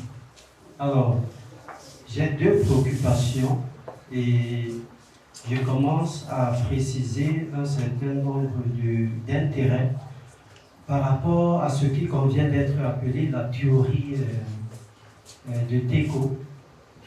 Je suis de bout en bout depuis pratiquement 5 à 7 ans. Le cadrage à la fois épistémologique et méthodologique enclenché par professeur Teiko, non pas par passion ou par proximité, mais par distinction ou singularité. Singularité dans la mesure où les Africains ont pris la bonne habitude, peut-être bonne pour eux, de rejeter un peu systématiquement des propositions qui sont faites par les Africains. La première raison de rejet, c'est que ça vient de l'Africain. Le deuxième objet ou la deuxième raison de rejet, c'est que les choses sont bien comme elles sont. Et pour cela, comme aurait dit quelqu'un dans les suggestions formulées ou la prise de parole, alors pourquoi on ne fonctionne pas tout simplement comme on fonctionne? C'est-à-dire, on va faire comment? On fait avec. Alors, ce que j'ai apprécié dans la posture pédagogique et épistémologique du professeur Teiko, je le dis avant de formuler mes questions, c'est la distance entre le positivisme qui est ce que tout le monde doit faire, décrié par des Camerounais qui chantent tous les jours l'indexation ultra-coloniale, c'est-à-dire on dit les Blancs sont en train de nous assujettir, mais quand il y a une proposition de contextualisation, ils disent encore pourquoi contextualiser. Comme le professeur Biolay a dit tout à l'heure, Viviane, on a écrit parfois des articles dans la question de management, la revue Question de management, plusieurs fois. Et c'est normal qu'elles disent que la contextualisation est devenue aujourd'hui la mode des thématiques méthodologiques dans l'univers des sciences de gestion. C'est assez régulier, c'est assez fréquent. Dans le cadre de mes enseignements à l'Académie des sciences de management et les méthodologies surtout dans l'encadrement des TBA et des MBA, la question qui est régulièrement revenue, justement, c'est la question de la contextualisation. Pour ma part, ce n'est pas une mode, c'est une nécessité. Aujourd'hui, on est dans une étape où, au lieu de parler dans le cadre d'un mémoire ou d'une thèse, contexte et justification, il y a toute une partie au niveau de la méthodologie qui est appelée contextualisation et éthique de la recherche, qui est aujourd'hui exigée dans la démarche des TBA. Alors, ce cadre étant préciser pour dire que je félicite et j'adhère d'ailleurs à la démarche du professeur Teko, entre guillemets, contre le positivisme, parce qu'il faut bien briser ce qui est facilement pénétrable pour poser ce qui jusqu'ici serait impénétrable. C'est nous encore au Cameroun, en Afrique, qui pensons que la sociologie relève de ce qui n'est pas pénétrable. Alors, ma préoccupation en termes de questions essentielles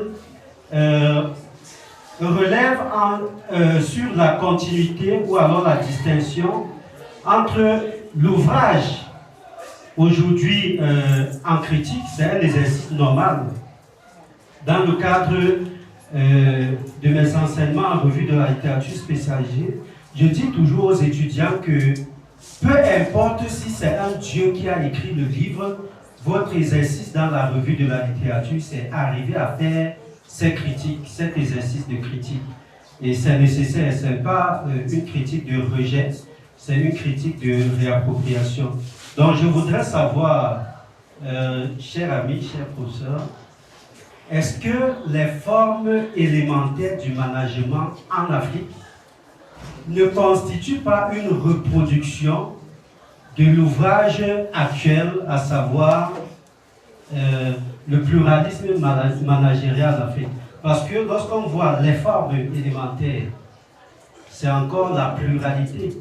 Est-ce que ce n'est pas tout simplement une réserve peut-être d'articles qui ne seraient pas contenus dans cet ouvrage devant faire l'objet du projet ouvrage? Merci beaucoup.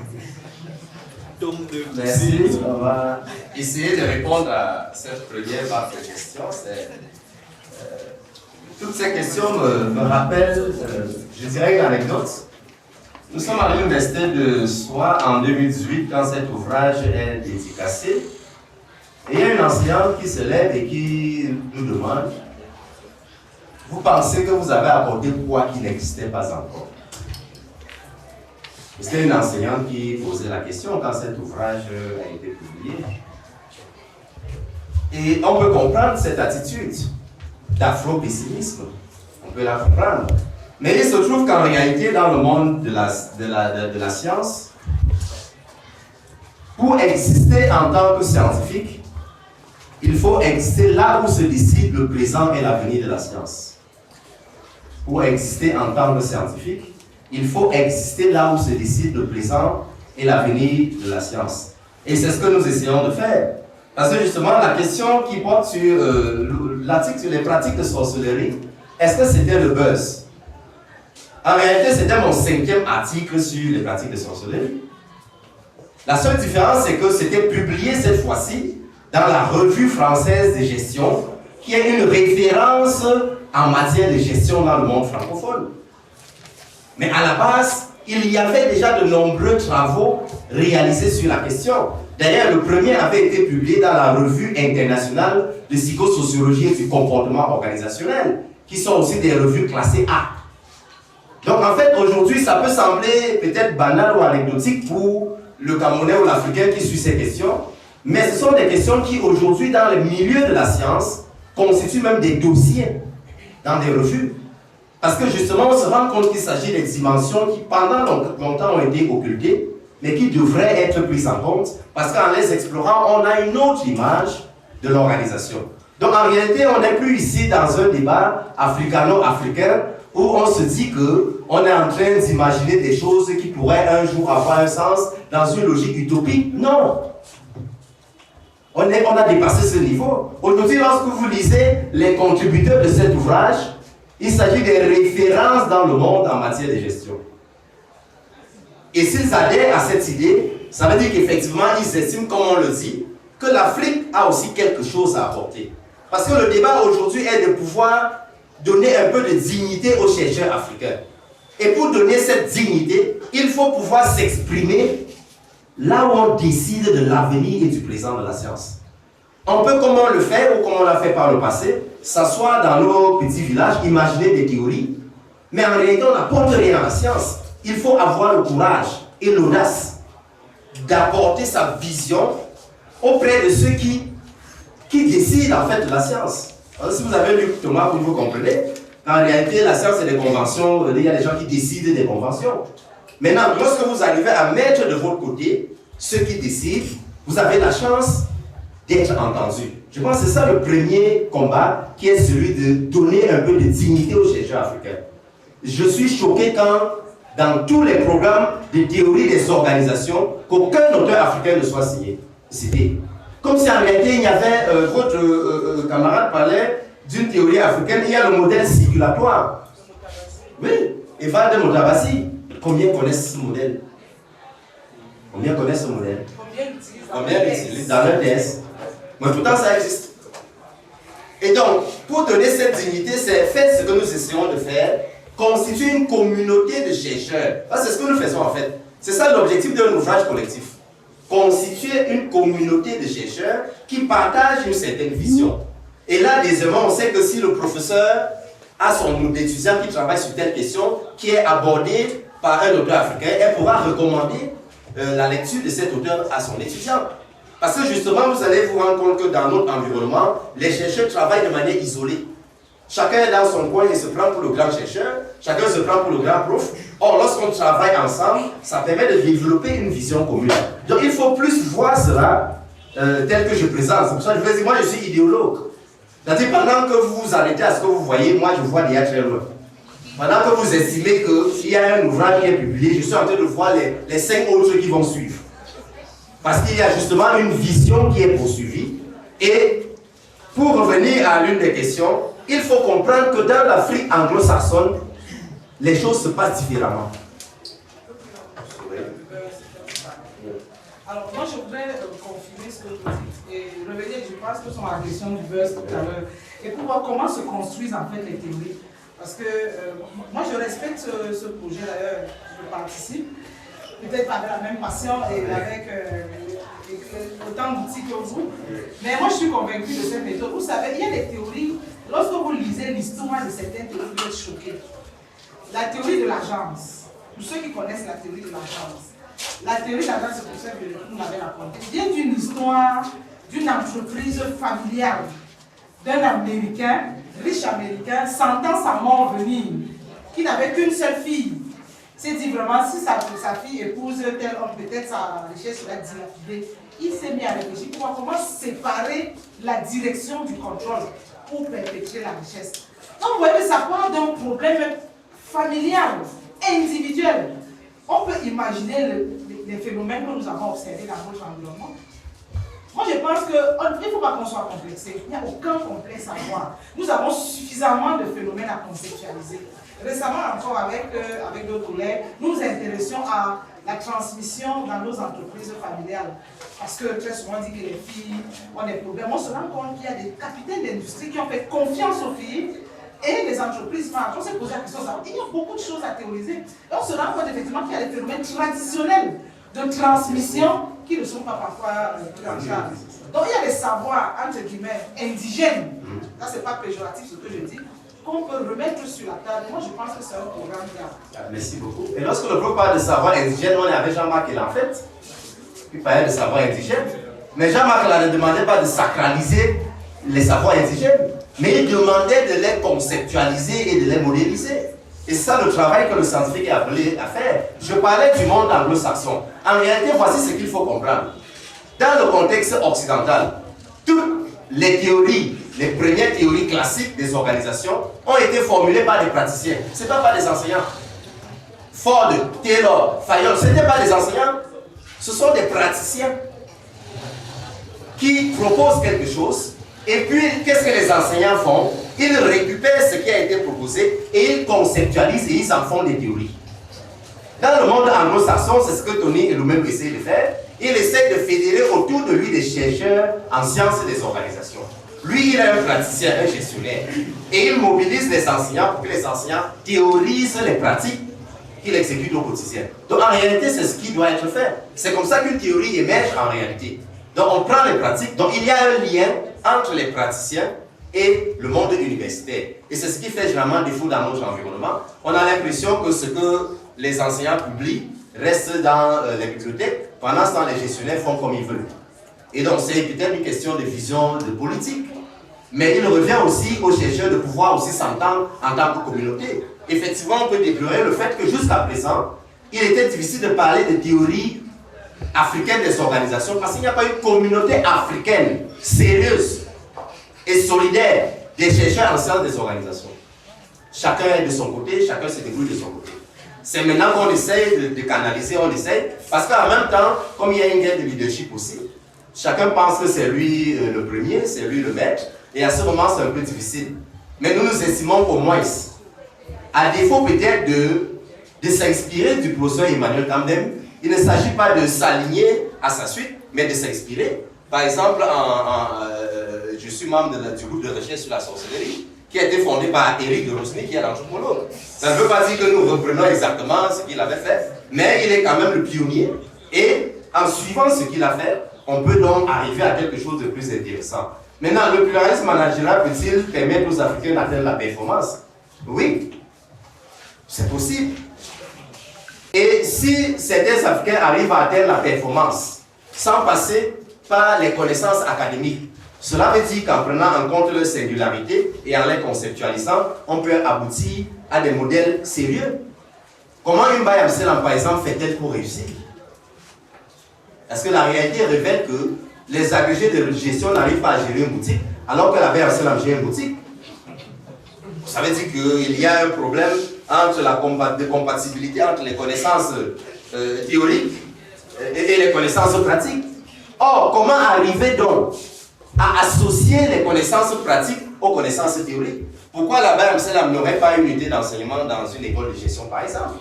C'est en fait ce que nous sommes en train de proclamer, qu'il faut prendre en compte la pratique et non pas toujours se dire que parce qu'on a de grandes connaissances en management, alors on a les meilleures connaissances actionnables ou pratiques. Donc en fait, c'est ça l'idée qu'il faut comprendre. Lorsque votre camarade parle de la vision du profit, effectivement, les entrepreneurs qui appliquent cette vision arrivent à montrer qu'on peut faire du bénéfice, partager ce bénéfice avec ses employés et continuer à prospérer. C'est possible. Et il y a des cas de réussite. Je pense que le professeur Lionel Souda a beaucoup travaillé sur cette question. Il a un article avec le professeur Ganchou, un récent article, où il présente plusieurs cas.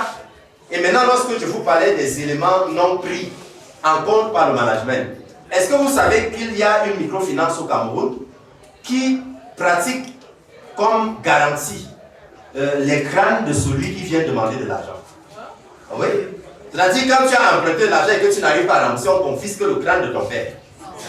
Bon, étant donné que tu as une forte croyance selon laquelle si le crâne de mon père est dehors, je ne serai pas en paix, bon, tu vas rembourser l'argent. Mais ça se pratique. Oui. Les MC carrés pratiques sont devenus miroirs, ils pratiquent ça. Voilà une réalité. Mais est-ce que c'est enseigné dans les écoles de gestion? Or, il suffit donc d'identifier ce à quoi l'individu attache une certaine importance et qui n'est pas forcément quantifiable pour considérer cela comme une garantie. C'est ça justement le management que nous proclamons. C'est-à-dire pouvoir dépasser ces choses qu'il faut le titre foncier, il faut ceci. Il y a des choses qui dépassent le titre foncier. Et je pense que c'est une microfinance qui a compris cela. Et avec ça, personne ne peut fuir. C'est intéressant. Et donc maintenant, là, il y avait une question aussi. Est-ce que nous n'allons pas prolonger? Est-ce qu'il y avait un stock d'articles? Non, pas du tout. Ici, on a pris les articles qui étaient proposés. C'était excessivement sélectif, malheureusement. Excessivement sélectif. Parce que si vous entendez parler de la maison édition, management et société, et surtout la collection Business Science Institute, je vous assure que pour publier là-bas, c'est très compliqué. Excessivement sélectif et élitiste carrément. Donc, il n'y a pas eu de papier réservé. Et dans le projet forme élémentaire du management, ce n'est pas une reproduction. On essaie justement de mettre en exergue ces pratiques qui ne sont pas connues du monde occidental, mais qui sont des pratiques qui peuvent être adoptées en sciences de gestion. C'est-à-dire qu'on peut adopter une approche diversifiée de ce qui est présenté comme garantie, par exemple, lorsqu'on veut contracter une dette. Pourquoi toujours demander les mêmes choses? Titre foncier, attestation de virement irrévocable, Alors que l'individu a peut-être quelque chose à laquelle il est très attaché et qui pourrait l'obliger à rembourser son argent. Donc vous voyez qu'il y a tellement de choses qu'on pourrait étudier et mettre cela à la disposition de la communauté scientifique. Et maintenant, pour terminer, le collègue parlait de la décolonisation. Non, je ne suis pas un partisan des théories de la décolonisation. Peut-être le professeur Diougonel Souda, il en est un partisan. Moi, je ne le suis pas. Ça ne m'intéresse d'ailleurs pas. Parce que j'estime que l'Afrique n'est pas le seul continent à avoir été colonisé. Et on n'a pas assez de confondre qu'on a été colonisé, on doit être malheureux aujourd'hui. Non. Moi, j'estime qu'on n'est pas obligé de se développer en se débarrassant de ce qu'on a reçu de l'Occident. On peut se développer en explorant ce qu'on a, que l'Occident n'a peut-être pas touché ou exploité, mais qui pourrait faire notre fierté et faire notre dignité. Donc, je ne suis pas dans une approche marxiste, parce que j'estime que dans chaque société, il y a ce que Jean-Marc appelle le savoir indigène. Et le savoir indigène constitue une technologie. Lorsqu'elle est modernisée, vous voyez, Marcin Toa disait qu'il faut moderniser tout ce qu'on a comme réalité indigène et endogène. C'était ça sa philosophie. Il estimait qu'on doit éviter de s'enfermer sur soi, mais s'ouvrir. C'est-à-dire, par exemple, je pose toujours la question, pourquoi jusqu'aujourd'hui, pour cueillir le vin de palme, il faut grimper avec une liane? Alors qu'on pourrait concevoir une machine qui permettrait de s'élever. On peut le faire. Et c'est ça ce qu'on appelle le savoir indigène.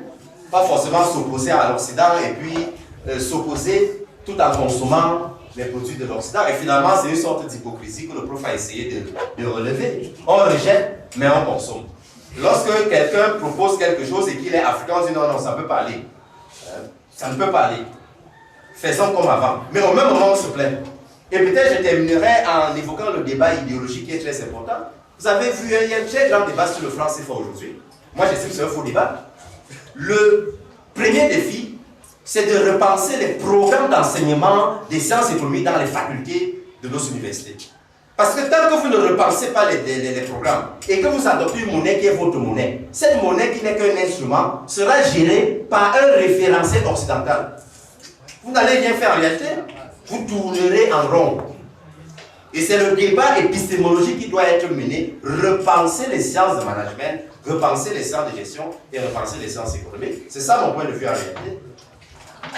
Voilà. Le discours qui est développé ce soir, semble absolutiser l'essence africaine. Les savoirs, pas l'essence. Il n'y a pas d'essence. Attention, tout se passe comme si l'analyse pluraliste et interculturelle ne serait opératoire que dans le continent africain. Cette position laisse dire que l'Afrique a une essence, quelque chose qui ne peut pas fusionner avec le reste. C'est cela, l'absolutisation de l'essence africaine. Alors, j'ai du mal à penser que le pragmatisme managérial ne serait quelque chose, ne serait l'apanage que les entrepreneurs africains. Alors, je vais me tourner vers Viviane, parce que moi, c'est pas ma domaine. Alors, maintenant, ma question à vous comme professeur. Pensez-vous que l'analyse pluraliste dans le management et l'interculturalité ne soit guère opérationnelle en Europe, en Asie et aux États-Unis? Si oui, quelles sont les raisons? Sinon, pourquoi?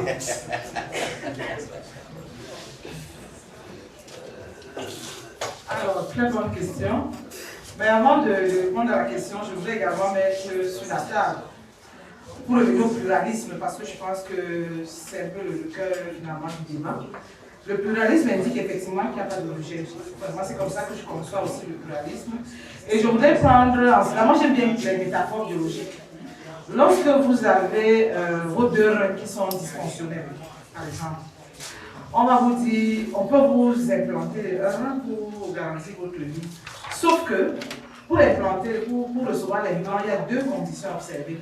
La première condition, c'est qu'il y ait une compatibilité entre le donneur et le receveur. Même quand c'est le cas, lorsque les blancs est fait, on vous dit qu'il faut baisser l'immunité de l'organisme, on vous administre ce qu'on appelle les immunosuppresseurs pour laisser la possibilité à l'implant de prendre le corps, sinon le corps va rejeter l'implant. Donc, on dit qu'en réalité, la posture pluraliste qui est la mienne, je ne sais pas si c'est la vôtre, c'est qu'il n'y a pas de rejet. Et vraiment, on peut sélectionner les matières pour lesquelles il n'y a pas de rejet. Parce que le bien est bien. Moi, je pense, il est bien au Cameroun, pour le bien il est bien en Europe, il est bien ailleurs. Il ne me sert à rien, de mon point de vue, de reprendre les recherches quand le bien est bien trouvé. Donc, de ce point de vue, pour moi, le pluralisme, la première chose, c'est que ce n'est pas le bien. Par contre, il y a, je peux dire, des phénomènes oubliés, minorés, qui méritent d'être mis sur la table. Et moi, je pense que c'est en cela que le débat que nous avons aujourd'hui est un débat important. D'abord parce qu'ils ont été minorés du fait de l'histoire. Moi, je suis de la position de mon bon mot, hein, de la colonisation, parce que le fait religieux utilisé par la colonisation n'est pas un marqueur simple. C'est un marqueur qui a quand même transformé un certain nombre de perceptions. Et donc, de ce point de vue, le rejet, ou tout au moins la posture post-colonialiste, c'est une posture qui est défendable. On ne peut pas la renier. Et donc, l'interculturalité dont vous parlez, on l'utilise ailleurs. La préoccupation du concept de culture et de contexte vient de ce que nous avons un continent qui a une histoire particulière. C'est tout simplement ça. Ce n'est pas une posture méthodologique, c'est une posture essentiellement historique qui est liée au fait que, du fait de notre histoire, du fait également de la considération, n'oublions pas de le dire, moi je n'ai pas honte de le dire, quand on dit qu'il faut redonner la dignité, c'est que tout ce qui venait d'ici a été caricaturé, et volontairement caricaturé, qu'on le veuille ou pas, au-delà justement de l'histoire. Donc il y a une sorte de, pas la revanche, non, une revendication à l'équité, à la vérité. Moi, mon problème dans ce programme, c'est la revendication à la vérité.